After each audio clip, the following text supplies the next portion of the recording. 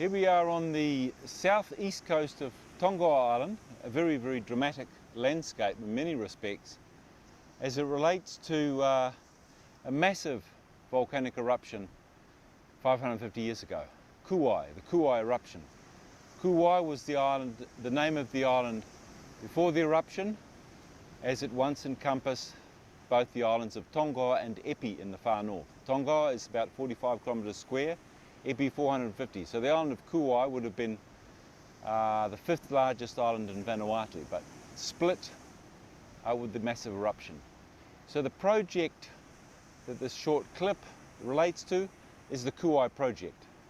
It's an ARC funded project that is looking or focusing on the eruption, but also the broader 3,000 year human history of the island.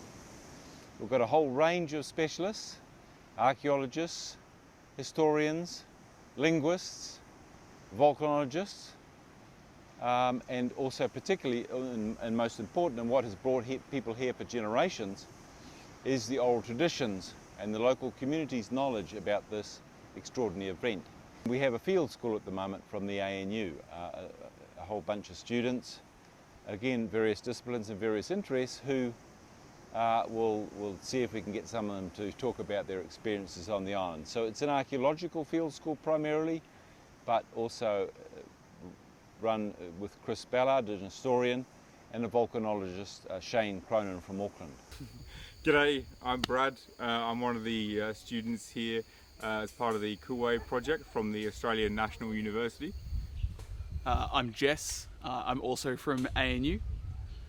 I study a mix of Indigenous studies, anthropology and archaeology, and because of that this seemed like a wonderful opportunity to come out here and get to put some of those skills that I've been learning at university to practice in the field, and pick up some of the skills that it's really hard to learn in a classroom. So, you know, things around excavation, spending time with Chris when he's been out doing some work setting up for some oral histories research next year. I'm an anthropology student, but leaning more towards archaeology every day, it seems. My focus here has been on the excavations. So at the moment we're working on this mission house here, just up from the Ero village. It's a phenomenal site really. There's so much history here. There's so much to sort of get into. The house has been knocked down by hurricanes and rebuilt, and there's so much here to sort of get our teeth into, which is really great. I found it really interesting to be living in a village in Vanuatu. I've spent a bit of time living in remote communities in Australia, and there's some elements that are the same. There's dogs everywhere, and then some areas that are really different and have been really interesting. So trying new kinds of food, listening to the string band at night, and getting to have those conversations in downtime with local villagers or some of the people we've been working with.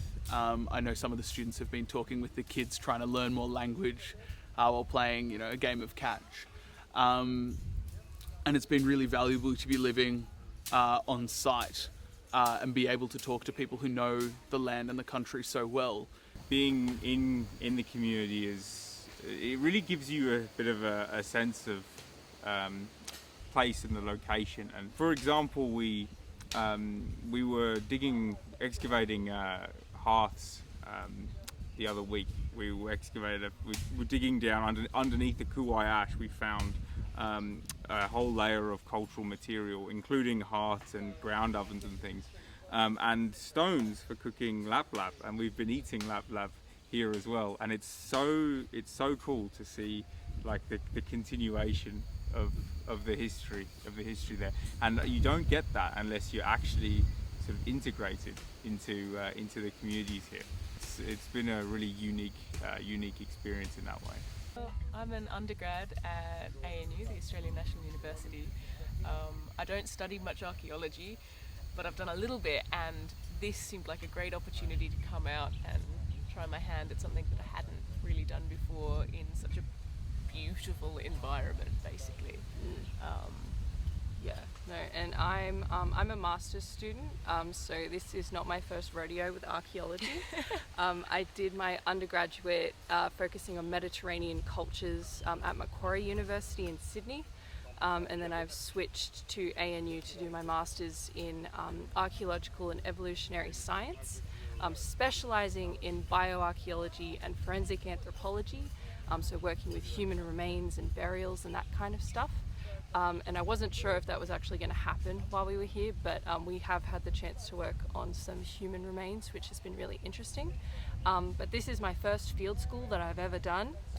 Because of COVID, everything kind of messed up with that. So it's been great to actually go somewhere and be taught how to dig. And I'm a linguistics major, and so I'm really interested in the languages, and the languages of Vanuatu are so interesting. You've got Bislama, which is spoken basically everywhere, but every place has its own language, and it's great being able to tie that in the archaeology and the movement of peoples over time, and it's been really cool. Yeah. The cultural landscape of Vanuatu has been a lot more than what I expected it to be, because I knew nothing about the Pacific coming here.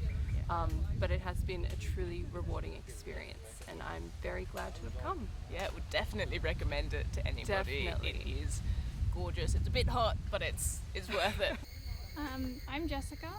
My degree is the Bachelor of Archaeological Practice from ANU, and we're here in Vanuatu, and it's a bit of an up and down experience. I got a little bit sick for a while there, but it's been great to finally get some experience actually doing field work and digging and finding artifacts, which is fun.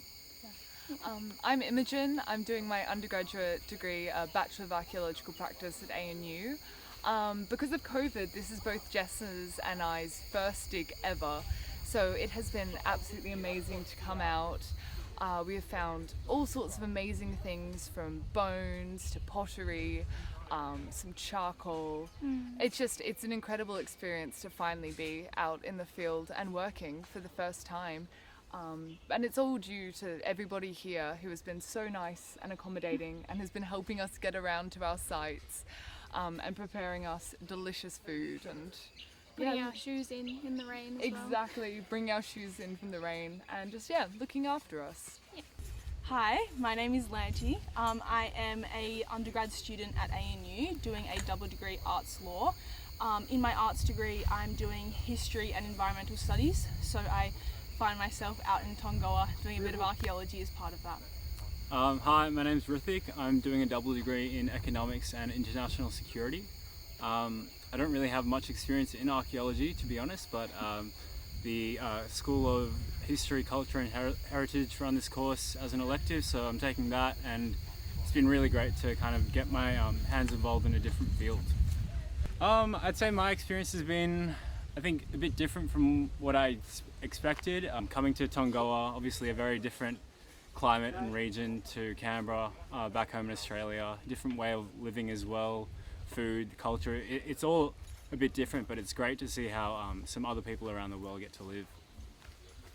Yep, and I've sort of currently just been working on a little spot over there with Imogen, and we've just sort of been doing a lot of digging, and we found a lot of different artifacts that have come from the missionary who was living here, which gives us more information about how he built the house and when he built, and like what he sort of did to make sure it was secure from the elements out here as well. So that was really interesting to see, and my experience so far has been really awesome, very good to learn. Like Rithik, I've never been in this part of the world before, so it's been really cool to experience that and learn a lot about the culture and what's sort of gone on this island, particularly in the past. So